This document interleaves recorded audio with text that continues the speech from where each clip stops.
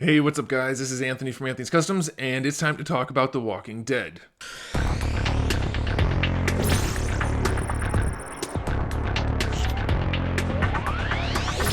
So, this season has been not a great season. Let's just put it that way. We know this. It's not just my opinion. The numbers are down across the board. People are not liking this season almost at all. It's very disappointing for Walking Dead fans. We've had some very poor episodes.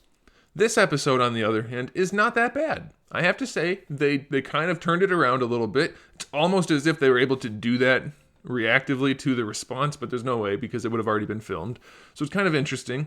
But this episode, surprisingly enough, focuses on Coral and Negan. Now, the part with Coral, we'll get to that. Normally, that's a bad thing. It might still be. We'll get to it. The part with Negan, on the other hand, this is kind of interesting because so far, Negan has been, he's the bad guy, obviously, so he's supposed to be a bad guy, but he has been exceptionally unpleasant. The whole situation has been unpleasant, and it's been unfun to watch, and that's why people aren't watching. However, this time, on an episode that focuses almost entirely on Negan, completely different, at least for me. I wonder if everybody else feels the same way, because he finally has, and he's always had a bit of that charm, but still kind of like, wow, I really don't like that guy. It's unpleasant to watch. But now he's got, in this episode anyway, a lot more humor and a lot more charm. And I don't know if it's just because they really wanted to set the tone early on and then kind of lighten up. That would make sense, and that's how it would happen in real life, I think. If you're in charge of somebody, let's say you're a boss, you're a teacher, you're a bad guy, you're a gangster, whatever. If you're in charge of somebody, you need to set the tone. You need to make sure they know what's up. And then, from that point, once it's established, you can kind of do whatever you want. Within reason. So that might be why there's more levity in this episode. It does feel a bit sudden, like kind of a drastic change, but I don't think it's really a problem. I liked it. I enjoyed this episode a whole lot more than almost all the other episodes. It was this one and then the Kingdom episode, way more entertaining to watch.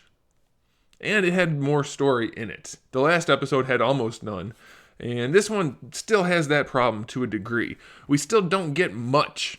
It's an hour and a half episode, but not a whole lot happens really. Not that really matters. So let's just do a quick synopsis so we can kind of have some talking points. It starts off, and of course this is very general. I'm just going to, a couple of sentences here. It starts off with Carl and Jesus in the truck. They make it to Sanctuary.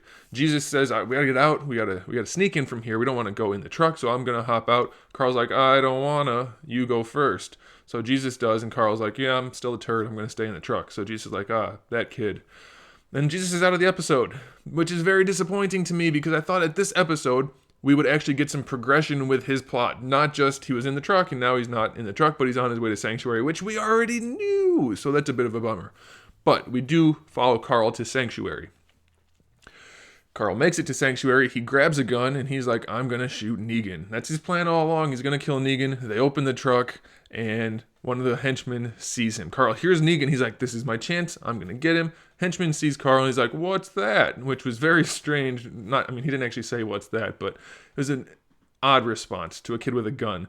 Anyway, Carl blows away a couple of guys, and he's got the rifle aimed at Negan. Could easily take him out. That's what he's there for. He's not he's not acting because he's afraid or anything like that. As far as we know, that's what he's there for. He's not worried about the repercussions. He's there to kill Negan. Point blank, not 5 feet away, he's got a rifle trained on him. Still doesn't pull the trigger. My reaction, and probably everyone else's reaction as they're watching this is, what? Why? Why didn't you kill him? That's what you're there for. That's literally what you're there for. You literally have the perfect opportunity, and then you literally do nothing with it. Very disappointing. Not that I necessarily want to see the show go that route, but setting up that situation for it to not pan out, very disappointing. And I get that they're doing it because they want to establish this kind of weird relationship between Negan and Carl. That's fine, but they don't need to be so in your face about the unrealistic writing. That's what bugs me a little bit. Putting that aside, Carl gets taken in by Negan. He says, okay, I'm not going to kill you, at least yet. He keeps kind of teasing him, saying he's going to do something, but he's not going to spoil it. And then we have this whole episode of Carl interacting with Negan. We see some of the inner workings of Sanctuary, nothing that's revelatory. He melts another guy's face with a horribly, horribly fake-looking hot iron. So that's it. I mean, that's generally the gist of it. Nothing really comes of it.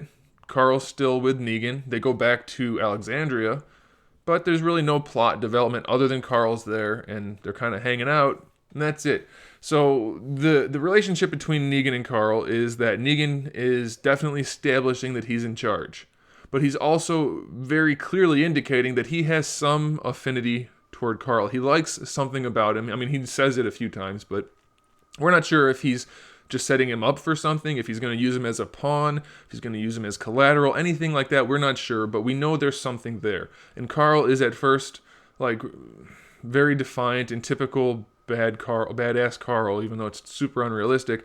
And then Negan makes fun of him a little bit about his eye hole, and he's crying and whimpering, and not really whimpering, but he's pretty upset. And then right away goes back to being a dumbass, hard ass, which still I'm not buying it, but anyway. So there's just back and forth. Nothing really to come of it, but it's back and forth.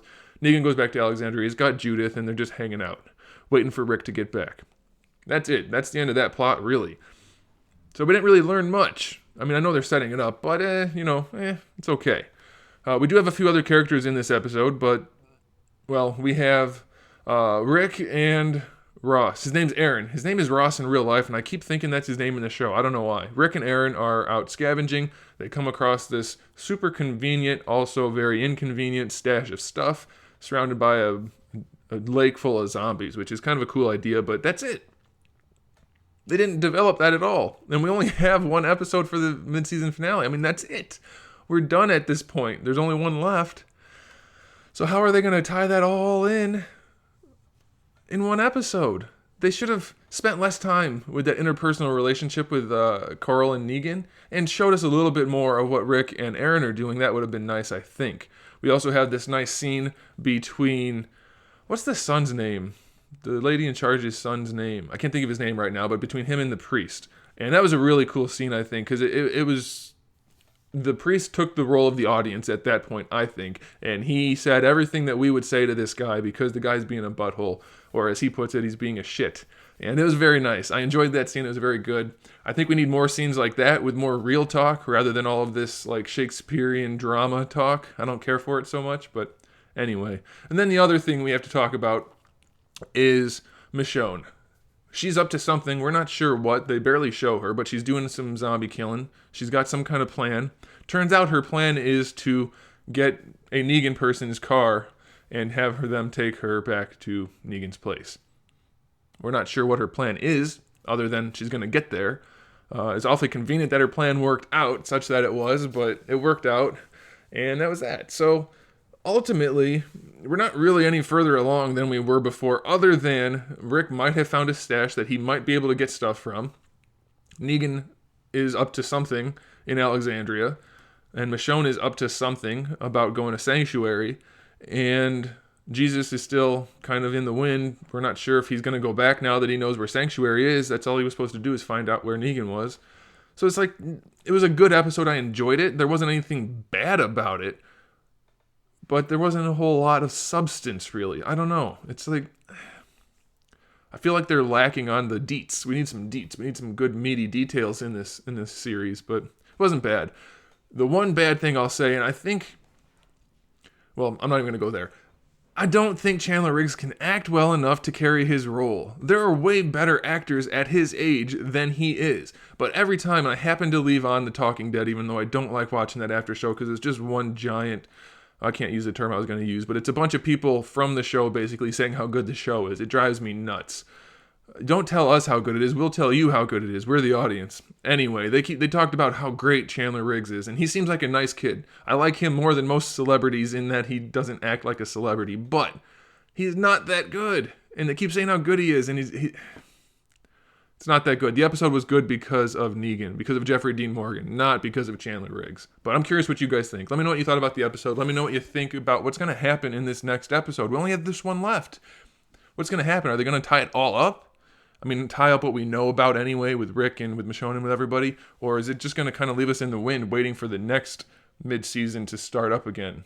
I don't know, or half season. I don't know what they're even called now that there's all these half seasons and stuff. But let me know what you guys think. I enjoyed the episode, but I gotta say, I feel like we need some more substance or this show is not gonna last for very long. So there it is, guys. Thanks for watching. We'll talk about it in the comment section below, and then we'll talk about it next week once the mid-season finale happens.